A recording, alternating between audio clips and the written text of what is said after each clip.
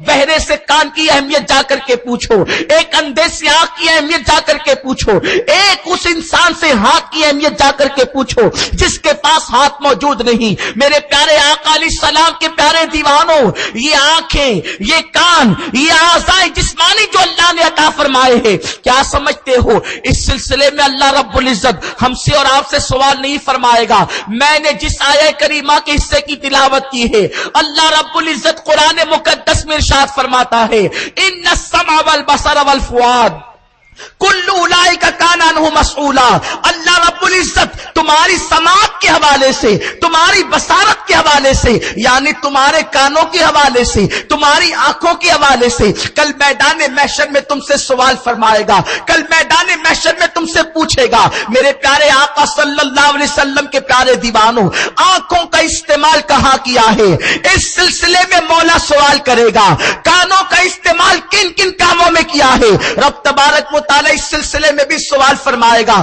آپ مجھے بتائیں میرے پیارے آقا صلی اللہ تعالی علیہ وسلم کے پیارے دیوانوں، آج کا مسلمان اپنی آنکھوں کو آوارہ کر چکا ہے، اپنے کانوں کو بے لگام کر چکا ہے، جہاں چاہتا ہے آنکھوں کا استعمال کرتا ہے، آنکھوں کا مس یوز کرتا ہے، جہاں چاہتا ہے کانوں کا غلط استعمال کرتا ہے۔ آنکھیں گندے مناظر دیکھتی ہے، آنکھیں گندے مناظر دیکھتی ہے، کان گندا کلام سنتا ہے، کان گندے گانے سنتا ہے، گندے ڈائلاگ سنتا ہے۔ جانتے ہیں آپ اللہ کے پیارے حبیب مصطفیٰ کریم صلی اللہ تعالی علیہ وسلم ارشاد فرماتے ہیں جن لوگوں نے دنیا میں اپنے کانوں کا غلط استعمال کیا ہوگا، اللہ کی منع کردہ چیزوں کو اپنے کانوں سے سنا ہوگا، کل قیامت کے دن ان کے کانوں کے اندر قیامت کے دن ان کے کانوں کے اندر جہنم کی آگ سے ایک شیشے کو پگھلایا جائے گا، اور پگھلایا ہوا شیشہ جو جہنم کی آگ سے پگھلا ہوا ہوگا وہ اس کے کانوں کے اندر ڈالا جائے گا۔ آپ مجھے بتائیں کہ اگر آج گرم گرم تیل انسان کے کانوں کے اندر چلا جائے تو کیا انسان اس کی تکلیف کو برداشت کر سکے گا؟ کیا انسان اس کے درد کو برداشت کر سکے گا؟ نہیں، ہرگز نہیں۔ میری قوم کے نوجوانوں مجھے بتاؤ کہ جب گرم گرم دنیا کا تیل انسان کا کان برداشت نہیں کر سکتا تو جہنم کا شیشہ ہوا، جہنم کا پگھلا ہوا وہ شیشہ جو جہنم کی آگ سے پگھالا جائے گا وہ ہمارے کان کیسے برداشت کر سکیں گے؟ میرے پیارے آقا صلی اللہ علیہ وسلم کے پیارے دیوانوں، دنیا ترقی کر رہی ہے، جدید ٹیکنالوجی نے بڑی ترقی کی ہے اور ترقی کے منازل طے کرتی جا رہی ہے۔ دنیا کے اندر الگ الگ آلات ایجاد ہوتے جا رہے ہیں اور لوگ اس کو استعمال کر رہے ہیں۔ دنیا کی دوسری قومیں ٹیکنالوجی کے حوالے سے ترقی کر رہی ہے، معاشی طور پر ترقی کر رہی ہے، تعلیمی طور پر ترقی کر رہی ہے، مگر قوم مسلم کا حال یہ ہے جو بھی نئی مشین ایجاد ہوتی ہے، جو بھی نیا مشین مارکیٹ میں آتا ہے وہ اس کے ذریعے سے عیاشوں کا ماحول ہی قائم کرنے کی کوشش کرتا ہے۔ مثال کے طور پر آپ کو میں بتاؤں، آج انٹرنیٹ پر ایگزام ہو رہے ہیں، لوگ انٹرنیٹ کے پر ایگزام دے کر کے اس سے ڈگریاں حاصل کر رہے ہیں۔ مستقبل قریب کے اندر بہت جلدی کمپیوٹر ہی کے ذریعے سے تعلیم ہوگی، بلکہ تعلیم تو شروع ہو چکی ہے۔ میرے پیارے آقا علیہ السلام کے پیارے دیوانوں، ایک آلہ جو آج بچے کے ہاتھ میں موجود ہے، ایک مشین جو بچے کے ہاتھ میں موجود ہے، اگر کوئی سفید ریش بوڑھا ہے تو اس کے پاس بھی وہ مشین موجود ہے، اگر کوئی نوجوان ہے اس کے پاس بھی وہ مشین موجود ہے، اگر کوئی بیٹی ہے اس کے پاس بھی وہ مشین موجود ہے، اگر کوئی بچہ ہے اس کے پاس بھی وہ مشین موجود ہے۔ وہ مشین کیا ہے؟ جسے آپ اور ہم موبائل کہتے ہیں۔ میرے پیارے آقا صلی اللہ علیہ وسلم کے پیارے دیوانوں، موبائل کا استعمال کیوں ہم کرتے ہیں، کس طرح سے ہم کرتے ہیں، اس سلسلے میں سوچیں۔ اس لیے کہ موبائل کا تعلق سماعت سے بھی ہے اور بصارت سے بھی ہے، اور قرآن کہتا ہے تمہارے دیکھنے اور سننے کے بارے میں اللہ قیامت کے دن تم سے سوال فرمائے گا۔ اور موبائل کا جو استعمال ہوتا ہے ایک تو دیکھنے سے ہے، دوسرا سننے سے ہے۔ میرے پیارے آقا صلی اللہ علیہ وسلم کے پیارے دیوانوں، پہلی بات تو میں آپ کو بتاؤں، جو موبائل کی ایجاد ہوئی ہے وہ احادیث مقدسہ مقدسہ کی بنیاد پر ہوئی ہے. موبائل کا جو ایجاد اور موبائل جو بنایا گیا ہے وہ احادیث مقدسہ کو سامنے رکھ کر بنایا گیا ہے، اس لیے کہ موبائل کا جو ایجاد کرنے والا یا موبائل کو جو بنانے والے انجینئر اور سائنسداں ہیں انہوں نے احادیث پر ریسرچ کی ہے اور اس کے بعد اس کو انہوں نے تیار کیا. مثال کے طور پر آج میں آپ کو بتاؤں موبائل کا کام کیا ہوتا ہے، دور والے انسان کو قریب کر دینا. انسان کتنے ہی دور بیٹھا ہوا ہو وہاں سے اس کی آواز کو پہنچانا، کوئی وائر نہیں، کوئی کنیکشن نہیں. آپ جانتے ہیں یہ تصور لوگوں کو حدیث پاک سے ملا ہے. وہ کون سی حدیث پاک ہے جس سے لوگوں کو یہ تصور ملا ہے؟ تو آج میں آپ کو بتاؤں اللہ اکبر. ایک مرتبہ حضرت سیدنا فاروق اعظم رضی اللہ تعالیٰ عنہ منبر پر خطبہ دے رہے تھے اور جناب ساریہ رضی اللہ تعالیٰ عنہ اللہ اکبر نہاون کے علاقے میں جنگ کے لیے تشریف لے گئے تھے. حضرت ساریہ اتنے طویل فاصلے پر ہے، اتنے لمبے فاصلے پر ہے. حضرت فاروق اعظم منبر پر کھڑے ہو کر کہتے ہیں یا ساریہ تو جبل، یا ساریہ تو جبل، اے ساریہ پہاڑ کی طرف دیکھو، اے ساریہ پہاڑ کی طرف دیکھو. اللہ اکبر. جناب ساریہ جب پہاڑ کی طرف ہو لیتے ہیں تو کیا منظر دیکھتے ہیں، دشمن اسی طرف سے حملہ کر رہا ہے. جناب ساریہ نے اس سے مقابلہ کیا، جنگ جیت لی گئی، اسلام کو فتح نصیب ہوئی. اس کے بعد جب آنے والا رپورٹ لے کر کے آیا تو مومنین موجود تھے. ادھر لوگوں کو حیرت تھی، خطبہ روک کر فاروق اعظم نے ساریہ سے خطاب کیوں فرمایا؟ ساریہ یہاں موجود نہیں، وہ تو نہاون کے اندر موجود ہے، مگر جب قاصد آتا ہے آنے کے بعد کہتا ہے اے سیدنا فاروق اعظم آپ کی عظمتوں پر قربان، اگر آپ ہماری رہنمائی نہ کرتے تو ہم تو پس گئے ہوتے، ہم تو کٹ گئے ہوتے. این جمعہ کا وقت تھا، مومنوں کی مسجدوں میں خطبہ ہو رہا ہوگا، ایسے وقت میں ہم لوگ جو ہے وہ پہاڑ سے غافل تھے اور ہم لوگوں نے اس وقت آواز سنی یا ساریہ تو جبل. تو جب جبل کی طرف دیکھا تو وہاں سے دشمن آ رہا تھا، ہم نے مقابلہ کیا اور دشمن سے مقابلہ کرنے کے بعد ان کو شکست دے دی. گویا کہ آپ کی آواز نے ہمیں بچا لیا. اب اس حدیث مبارکہ کو لوگوں نے پڑھا، پڑھنے والوں نے عقیدت سے پڑھا، ماننے والوں نے ماننے کے انداز میں پڑھا، لیکن ہر انسان اپنے طور پہ پڑھتا ہے. لوگوں کو پتا چل گیا کہ جب جناب عمر کی آواز ہوا کے دوش پر مدینہ طیبہ سے نہاون تک پہنچ سکتی ہے تو کوئی ایسا آلہ ایجاد ہو سکتا ہے کہ جو ایک جگہ سے دوسری جگہ تک کی آواز کو پہنچا سکے. میرے پیارے آقا صلی اللہ علیہ وسلم کے پیارے دیوانوں، قرآن کی آیتوں کو استعمال کیا گیا. اللہ ارشاد فرماتا ہے ان فی خلق السماوات والارض واختلاف اللیل والنہار لآیات لأولی الالباب. اس طرح کی بے شمار آیتیں ہیں جو موبائل کی ایجاد پر جو ہے وہ اللہ اکبر بنیادیں فراہم کرتی نظر آتی ہے. مگر موبائل کا استعمال اگر اچھے سے کیا جاتا تو بہت سارے اس سے کام لیے جا سکتے تھے. مگر اللہ اکبر آج موبائل ترقی پر ہو رہا ہے، موبائل کی بنیاد پر گھر بگڑ رہے ہیں، معاشرہ تباہ ہو رہا ہے، لوگ گناہوں کی طرف زیادہ جا رہے ہیں، اس سے نیکیوں کے کام کم لے رہے ہیں. میرے پیارے آقا صلی اللہ علیہ وسلم کے پیارے دیوانوں، موبائل کیا ہے؟ ایک چلتا پھرتا ٹی وی بھی ہے. موبائل کیا ہے؟ ایک چلتا پھرتا کمپیوٹر بھی ہے. موبائل کیا ہے؟ اس میں آپ جو چاہیں دیکھ لیں. اللہ اکبر. میرے پیارے آقا صلی اللہ تعالی علیہ وسلم کے پیارے دیوانوں، موبائل خریدا جاتا ہے، اس سے بات بھی کی جاتی ہے، مگر اس کے اندر ہیروئن کی تصویریں لگائی جاتی ہے، ہیرو کی تصویریں لگائی جاتی ہے. معاذ اللہ ثم معاذ اللہ اس میں گندی تصویریں رکھی جاتی ہے. انٹرنیٹ کے ذریعے سے رات رات بھر نوجوان اس پر ننگے تصویریں، گندے مناظر دیکھتے ہیں. میرے پیارے آقا صلی اللہ علیہ وسلم کے پیارے دیوانوں، یہ بات اچھی طرح سن لو. آج تم اپنی آنکھوں کا استعمال جہاں چاہ رہے ہو کر رہے ہو. اللہ کے پیارے حبیب مصطفیٰ جان رحمت صلی اللہ علیہ وسلم نے فرمایا جو اپنی آنکھوں سے گندے مناظر دیکھے گا کل قیامت کے دن اس کی آنکھوں میں جہنم کی آگ کی سلاخیں ڈالی جائے گی. مجھے بتاؤ تو صحیح اے میری قوم کے جوانوں، اپنے موبائل کا غلط استعمال کرنے والوں، اگر آنکھ کے اندر معمولی سا کچرا چلا جاتا ہے اس کو برداشت کرنے کی طاقت نہیں رکھتے، جب ان آنکھوں کے اندر آگ کی سلاخیں ڈالی جائے گی تو تم رب کی بارگاہ میں کیا جواب دو گی؟ رب کی بارگاہ میں کیسے कैसे गिड़गिड़ाओगे, अल्लाह को कैसे मनाओगे।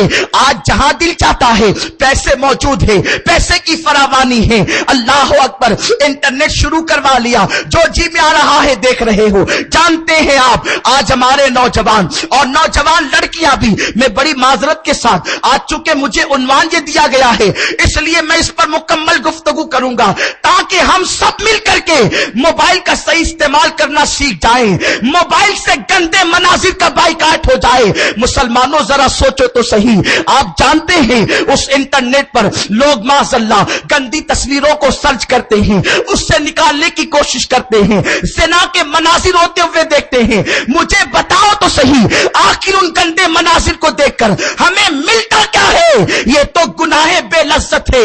जानते हैं आप, जो ज़िना को खुश होकर के देखता है, अगर वो ज़िना न करे तब भी उसे ज़िना करने का गुनाह मिलता है, ज़िना करने का अज़ाब उसे मिलेगा।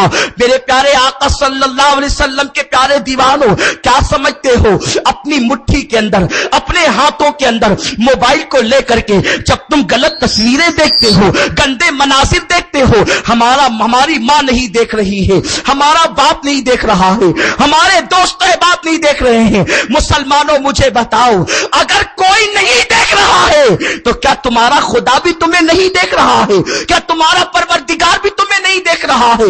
एक तरफ तो ये गंदे मनाजिर है, गंदी तस्वीरें हैं, दूसरी तरफ रात में 10 बजे के बाद या 8 बजे के बाद जो फ्री कॉल होते हैं, उन कॉल का इस्तेमाल करके, नाजायज इस्तेमाल करके आज की लड़कियां और लड़के आपस में गुफ्तगू करते हैं, एक दूसरे को पटाने की कोशिश करते हैं, एक दूसरे के साथ नाजायज ताल्लुकात कायम करने की कोशिश करते हैं।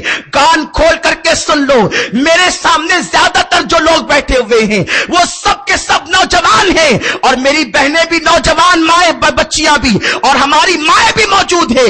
आज की मां अपनी बेटी को मोबाइल खरीद करके देती है, आज का भाई अपनी बहन को मोबाइल खरीद करके देता है, आज का बाप अपनी बेटी को मोबाइल खरीद करके देता है। बच्चियों के लिए मोबाइल की जरूरत क्या है? मुझे बताओ, जिस मजहब की तालीम ये हो कि तुम अपनी बेटियों को सूरह यूसुफ की तफसीर न पढ़ाओ और अपनी बच्चियों को सूरह यूसुफ की तफसीर न पढ़ने दो, आखिर तफसीर कुरान ही तो है, मगर मजहब की तालीम यह है कि सूरह यूसुफ की तफसीर नौजवान बच्चियों को न पढ़ाओ, नौजवान लड़कियों को न पढ़ाओ, उन्हें पढ़ने मत देना सूरह यूसुफ की तफसीर। आप मुझे बताओ, कुरान की तफसीर है और पढ़ने पे मना किया जा रहा है, वजह क्या है? उसमें ज़ुलेखा के इश्क की दास्तान मौजूद है। ज़ुलेखा ने यूसुफ अलैहिस्सलाम से जो मोहब्बत की थी, उस ज़ुलेखा की दास्तान मोहब्बत भी उसमें आएगी। इसलिए नौजवान बच्चियों को सूरह यूसुफ की तफसीर पढ़ने से मना कर दिया।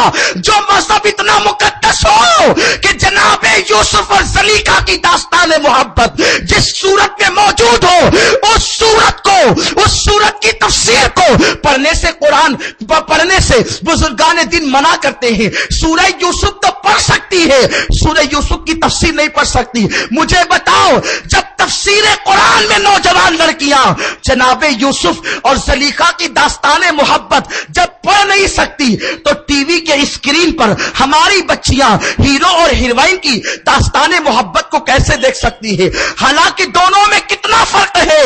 वहां जनाबे यूसुफ अलैहिस्सलाम की पाक दामनी भी मौजूद है, जनाबे ज़ुलेखा की इस्मत भी मौजूद है। वहां कोई ज़िना नहीं, वहां कोई बदकारी नहीं, वहां कोई अय्याशी नहीं, पाकी ही पाकी है, मगर उसके बावजूद भी तफसीर पढ़ने पर मना कर दिया गया। और यहां तो हीरो और हीरोइन एक दूसरे के साथ ज़िना करते हैं, बच्चियां स्क्रीन पर देख रही है, बच्चियां मोबाइल पर देख रही है, और उसके बाद माज़अल्लाह वही सारा तसव्वुर उनके ज़हनो दिमाग में घूमता है। तो लड़कों से ताल्लुकात कायम किए जाते हैं, नौजवानों से गुफ्तगू की जाती है, और फिर माज़अल्लाह घंटों मोबाइल पर गुफ्तगू होती है।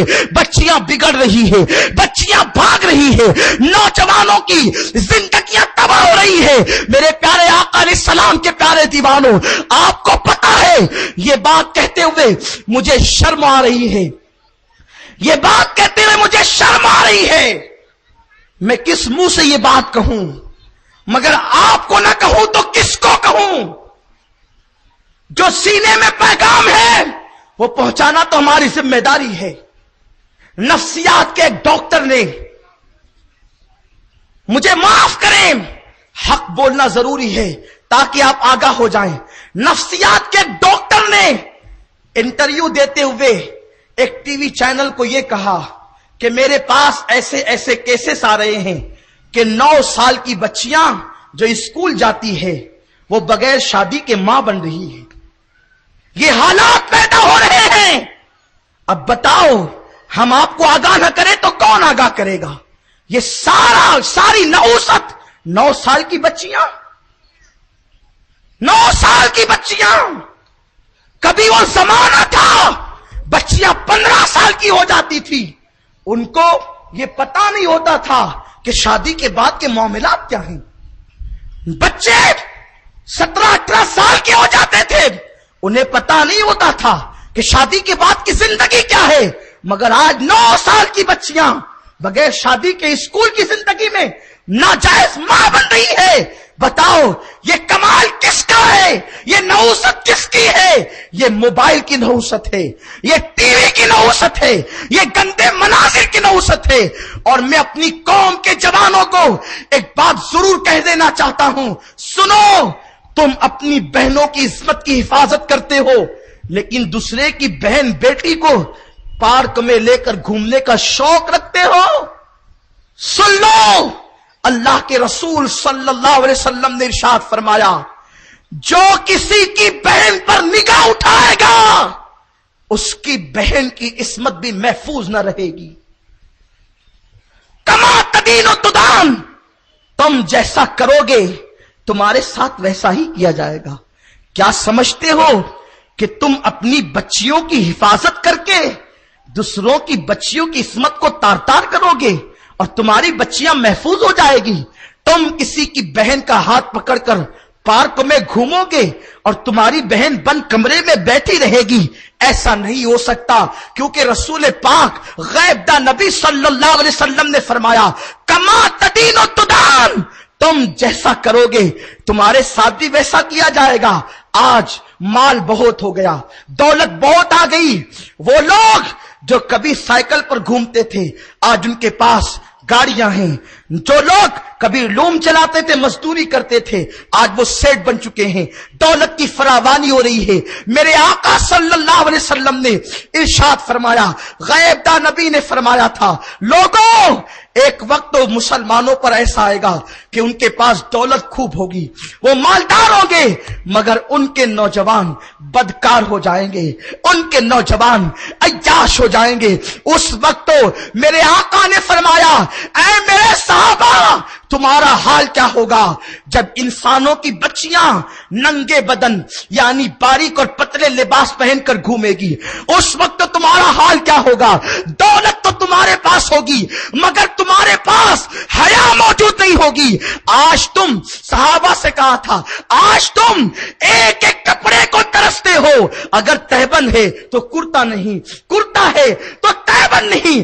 اس وقت نبی کی بیٹی کا حال یہ تھا، اس وقت نبی کی شہزادی کی کیفیت یہ تھی، میرے آقا کی شہزادی خاتون جنت سیدہ فاطمہ کا حال یہ تھا کہ ان کے پاس ایک مرتبہ ان کا کپڑا پھٹ گیا، اتنا پھٹ گیا لباس مبارک کہ بدن پر ٹھہرنے کے قابل نہ رہا۔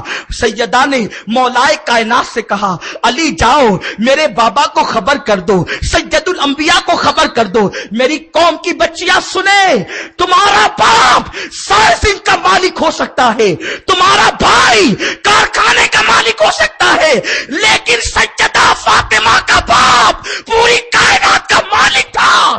اس کائنات کے مالک کی بیٹی کا حال یہ ہے، اس کائنات کے تاجدار کی بیٹی کا حال یہ ہے کہ کپڑا پھٹ گیا ہے، بدن پر رہنے کے لائق نہیں ہے، اتنا مالدار ہے سیدہ فاطمہ کا باپ کہ فرماتے ہیں اگر میں چاہوں تو یہ پہاڑ میرے ساتھ سونے کے بن کر کے چلے۔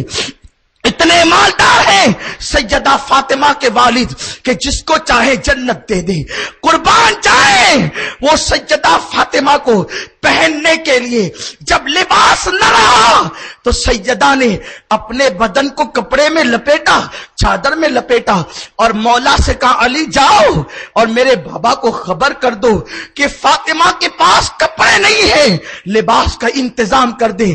میرے آقا نے فرمایا علی میرے پاس بھی کپڑوں کا انتظام نہیں، البتہ یہ اونٹ کا چمڑا پڑا ہوا ہے، علی یہ اونٹ کا چمڑا پڑا ہوا ہے، یہ لے جاؤ اور فاطمہ سے کہنا اسی چمڑے کا لباس بنا کر پہن۔ نبی کی بیٹی نے اونٹ کے چمڑے سے بنا ہوا لباس پہنا، مگر غیرت کا یہ عالم تھا کہ ان کے دوپٹے کو کبھی چاند و سورج نے نہیں دیکھا۔ آج ہماری بیٹیاں 5-5 ہزار کا ڈریس پہنتی ہے اور بازاروں میں نمائش کے لیے جاتی ہے۔ میرے آقا نے ارشاد فرمایا تمہارے پاس دولت خوب ہوگی قریب قیامت، مگر حیا نہیں ہوگی، حیا نہیں ہوگی۔ آج تم ایک ایک کپڑے کو ترستے ہو، ایک وقت تم پر آئے گا ایک دن میں تم 3 لباس اتارو گی، 3 مرتبہ لباس تبدیل کرو گے، مگر اس وقت تمہاری کیفیت کیا ہوگی کہ تمہارے پاس ایمان کی حلاوت بھی نہ ہوگی، کوئی حیا اور غیرت نہیں ہوگی۔ آج آپ دیکھ لیں صبح کو کوئی اور لباس، میں انکار نہیں کرتا، صبح کو دوپہر کو شام کو 3 کی بجائے 4 لباس آپ تبدیل کریں اگر اللہ نے دیا ہے تو، مگر کچھ شریعت کا بھی تو لحاظ کریں، شریعت کا بھی تو پاس کریں۔ دین کو تماشا بنا دیا، دین کو کھیل بنا دیا، گھروں کے اندر رات کے 3 بجے تک ٹی وی بجتا ہے۔ بعض گھروں کا حال تو یہ ہے کہ ٹی وی دیکھتے دیکھتے سو جاتے ہیں، بند کرنے والا کوئی نہیں ہوتا، اور ٹی وی رات بھر چلتا رہتا، یہ سوتے رہتے ہیں۔ اگر اسی حالت میں موت آ گئی کیا جواب دو گے؟ اللہ کی بارگاہ میں جواب دینا ہے۔ ماہ رمضان شریف آ رہا ہے، کتنا کرم ہے میرے مولا کا کہ رمضان شریف جیسا مہینہ دیا، اور قربان جائیں رمضان المبارک کا چاند نظر آتا ہے تو اللہ سارے مومنین کے گناہوں کو معاف فرما دیتا ہے، ان کی بخشش کر دیتا ہے۔ توبہ کر لو، موبائل کا غلط استعمال اگر کیا ہے، موبائل کے ذریعے سے اگر کسی کی بچی سے غلط بات کی ہے، توبہ کر لو، استغفار کر لو، عورتوں پر گندی نگاہ ڈالی ہے، توبہ کر لو، استغفار کر لو، اور ماہ رمضان شریف کو ایسا مناؤ جیسا کہ منانے کا حق ہے۔ میرے آقا علیہ السلام اور صحابہ رمضان شریف میں اپنے بستروں کو لپیٹ کر رکھ دیتے تھے، رات بھی عبادت میں، دن بھی عبادت میں۔ یہاں تو حال یہ ہے کہ راتوں کو ٹینس کھیلتے ہیں، کرکٹ کھیلتے ہیں، اور روزے کی حالت میں بھی موبائل پر گیم کھیلتے ہیں۔ نادان، تجھے اللہ نے تلاوت کا موقع دیا، تو تلاوت نہیں کرتا، عبادت کا موقع دیا، عبادت نہیں کرتا۔ استقبال ماہ رمضان پر میں آج کچھ زیادہ عرض نہیں کروں گا، پرسوں انشاءاللہ جمعرات کے دن ناک چھاپ میں مکہ مسجد کے سامنے پروگرام ہوگا، آپ اس میں تشریف لائیں۔ اپنے موضوع کی مناسبت سے ایک آخری بات عرض کر دوں حدیث پاک اور اپنی گفتگو کو مکمل کر لوں۔ آج اگر نوجوانوں سے کہا جائے ماں باپ کی نافرمانی نہ کرو، موبائل کا مس یوز نہ کرو، غلط استعمال نہ کرو، اس لیے کہ جس چیز کا غلط استعمال کیا جاتا ہے وہ چیز چھین لی جاتی۔ مسلمانوں اپنی دولت پر ناز کر کے نہ اتراؤ، اللہ نے دیا ہے تو عیاشیاں نہ کرو، جو کریم دینے کی طاقت رکھتا ہے وہ چھیننے کی بھی طاقت رکھتا ہے۔ اللہ نے دیا ہے اس کی راہ میں خرچ کرو۔ ماہ رمضان شریف میں صرف اپنا خیال نہ کرنا، بلکہ جہاں تم اپنے گھر میں پھل لاتے ہو غریبوں کے یہاں بھی پہنچاؤ، اپنے بچوں کو کپڑے بناتے ہو غریبوں کو بھی خیال رکھو۔ میرے آقا فرماتے ہیں اگر کوئی کسی کو افطار کرا دیتا ہے، اس افطار کے بدلے میں اللہ اسے حوض کوثر سے جام پینا نصیب فرمائے گا۔ اور روزے دار کے ثواب میں کمی نہیں آتی. جتنا ثواب روزے دار کو ملتا ہے اتنا ہی ثواب افطار کرانے والے کو ملتا ہے. خوب کثرت کرو. ماں عائشہ فرماتی ہے صدیقہ رضی اللہ تعالی عنہا کہ حضور رمضان شریف میں اتنی سخاوت کرتے تھے ایسا لگتا تھا کہ جیسے دریا بہ رہا ہے. آقا خوب سخاوت کرتے تھے. اس لیے سخاوت کرو. زکات تو صحیح نکلتی نہیں، سخاوت کون کرے؟ جتنی زکات فرض ہے اگر اتنی مسلمان ایمانداری سے نکال دے، میں کہتا ہوں 5 سال نہ گزریں گے امت کا کوئی آدمی غریب نہیں رہے گا. مگر یہاں تو پیسے سے محبت ہے، مال سے محبت ہے. قرآن کہتا ہے الہاکم التکاثر حتی زرتم المقابر. مال کی زیادہ طلبی اور محبت نے تمہیں ہلاک کر دیا حتیٰ کہ تم قبر کے دہانے پر پہنچ گئے. تو جو آخری حدیث پاک عرض کرنے جا رہا تھا وہ یہ کہ جب لوگوں سے کہا جائے کہ بھائی اپنی زندگی شریعت کے مطابق گزارو، گناہ نہ کرو، برائیاں نہ کرو، بے حیائیاں نہ کرو، لوگ کہتے ہیں مولانا اللہ کریم ہے وہ ہمیں معاف کر دے گا.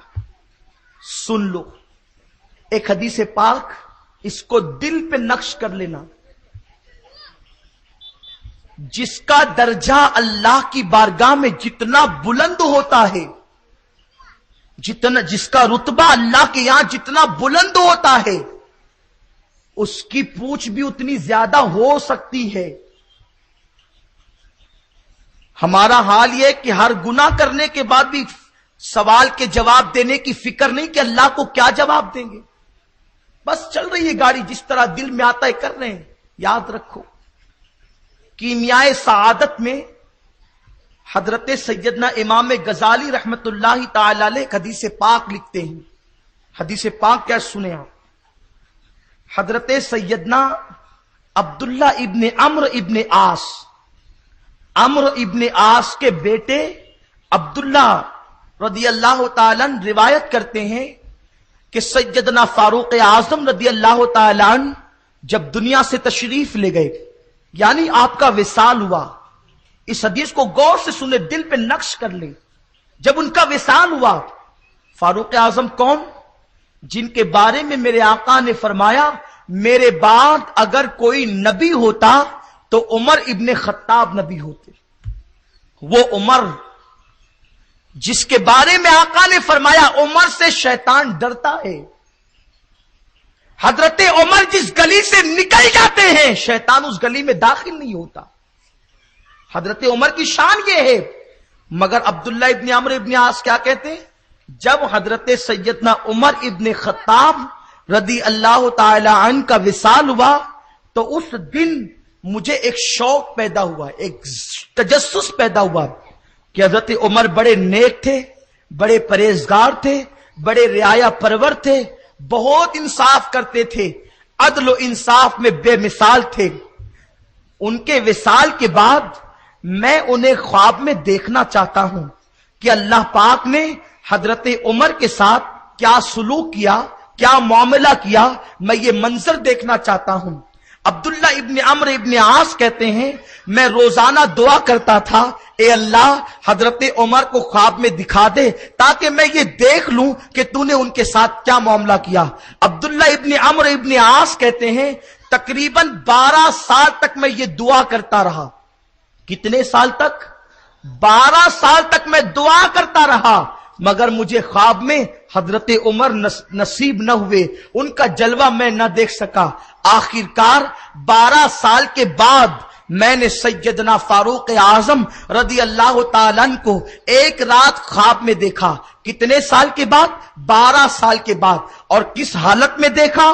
میں نے ان کو اس حالت میں دیکھا حضرت فاروق اعظم نے سفید رنگ کا تہبند اپنے بدن پر باندھ رکھا ہے اور تیزی کے ساتھ آپ چلتے ہوئے آ رہے ہیں اور آپ کا پورا جسم پسینے پسینے ہے، پسینے میں ڈوبے ہوئے ہیں. ایسا لگتا ہے جیسے ابھی غسل کر کے آپ حمام سے نکلے ہوں. میں نے عرض کیا اے امیر المومنین میرے ماں باپ آپ پر قربان، میں کتنے برسوں سے آپ کی زیارت کا مشتاق تھا مگر میں نے آپ کی زیارت نہیں کی. اے امیر المومنین یہ بتائیں اللہ نے آپ کے ساتھ کیا سلوک کیا، کیا معاملہ کیا؟ دیا, قربان جائیں. اللہ اکبر.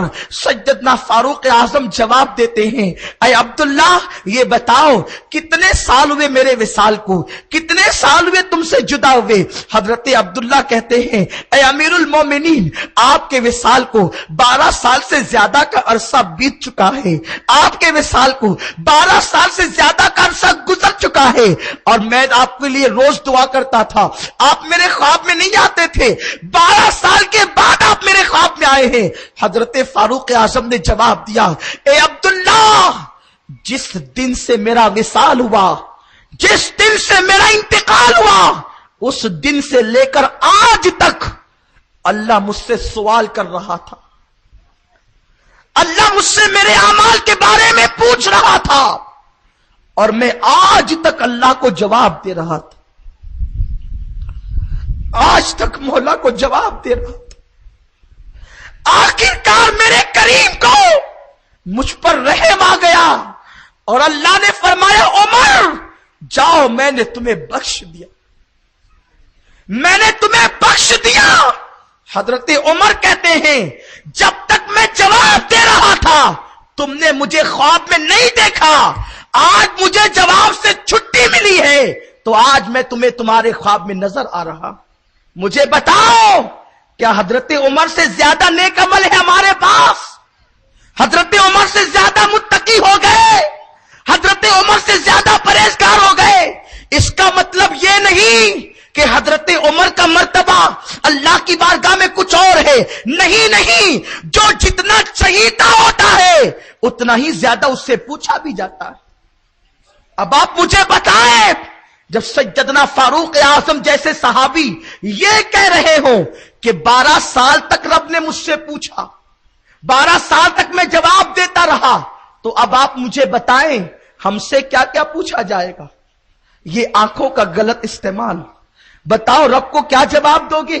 یہی کہ مولا تیری دی ہوئی آنکھوں سے ہم عورتوں پر بدنظری کرتے تھے, لڑکیوں پر غلط نگاہ ڈالتے تھے, موبائل میں گندی تصویریں لگاتے تھے, ماہ رمضان شریف میں روزہ نہیں رکھتے تھے, اور راتوں کو جاگ کر خوب کھاتے پیتے تھے.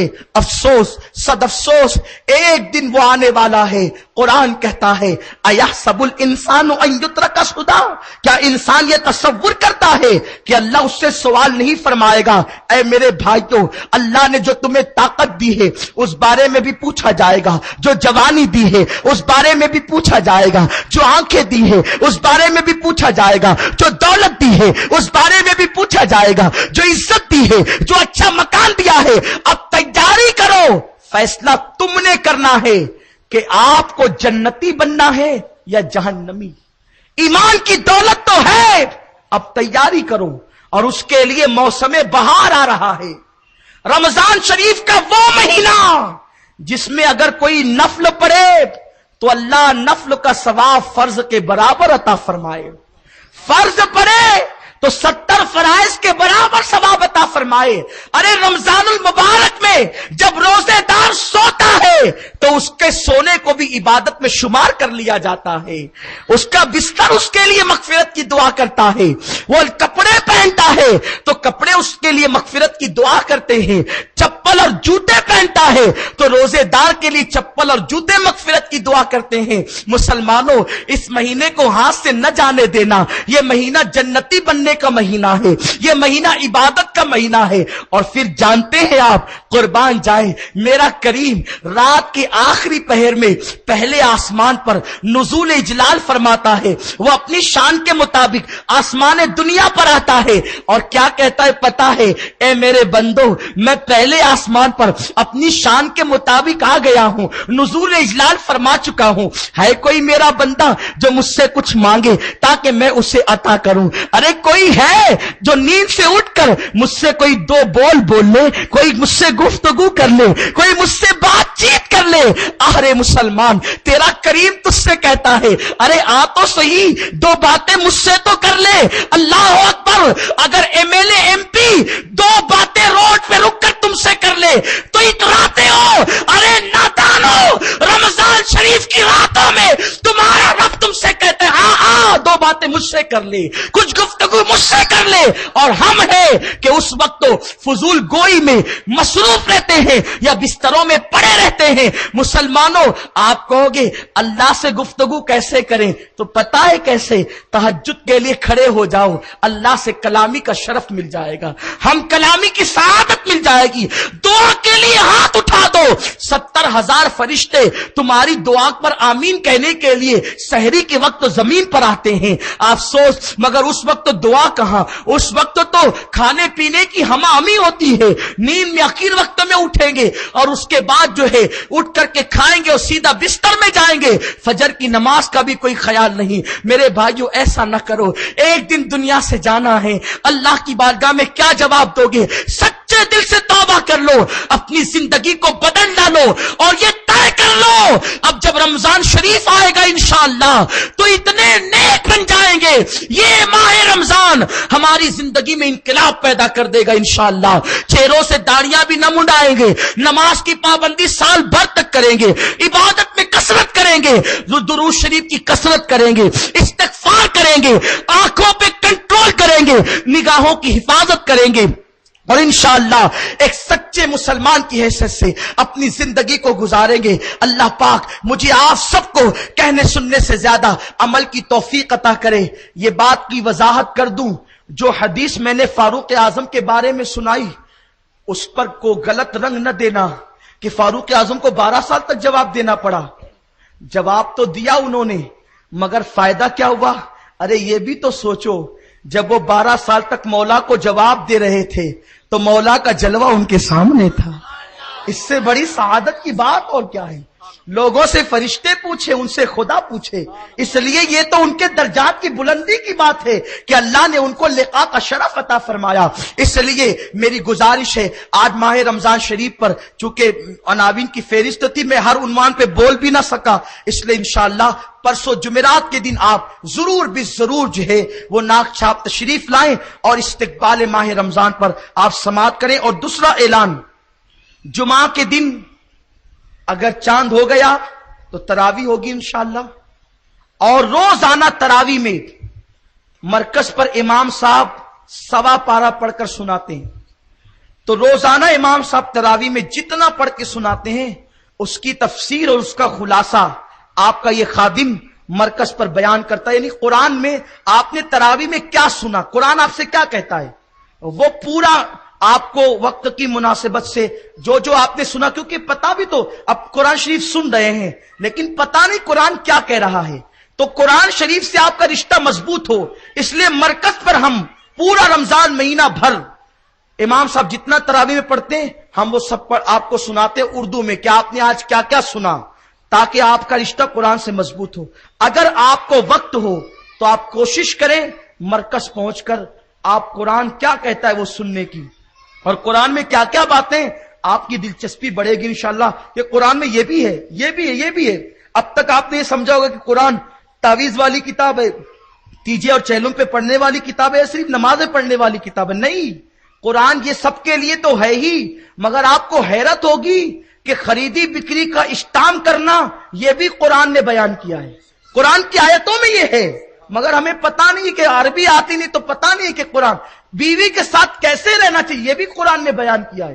گویا کہ قرآن سب بیان کرتا ہے. اور کیبل پہ نشر بھی ہوتا ہے الحمدللہ. اگر آپ کے گھر میں طیبہ آڈیو کیبل نہیں ہے سنی دعوت اسلامی کا تو لگا لیں تاکہ عورتیں وہ یہ ساری چیزیں سن سکیں، اور بعد میں سوال و جواب بھی ہوتے ہیں، اور ساتھ ہی ساتھ قرآن مقدس کی تفسیر کے بعد سوال و جواب کرنے کا موقع دیا جاتا ہے، سوال کرنے کا، اور آپ کے سوال کا جواب ہم دیتے ہیں. تو تراویح پابندی کے ساتھ آپ اپنی مسجد میں جہاں چاہے پڑھے، لیکن اگر آپ کو وقت مل سکے تو قرآن سے رابطہ مضبوط کرنے کے لیے آپ ضرور تشریف لائیں. تو چاند ہوا تو تراویح کے بعد تفسیر قرآن ہوگی، اور چاند نہیں ہوا تو جیسے ہفتہ وار اجتماع ہر ہفتے ہوتا ہے انشاءاللہ وہ اجتماع بھی ہوگا. اللہ پاک ہم سب پر کرم فرمائے، ماہ رمضان شریف عطا کرے اور ماہ رمضان شریف میں عبادت کی توفیق عطا فرمائے. وما علینا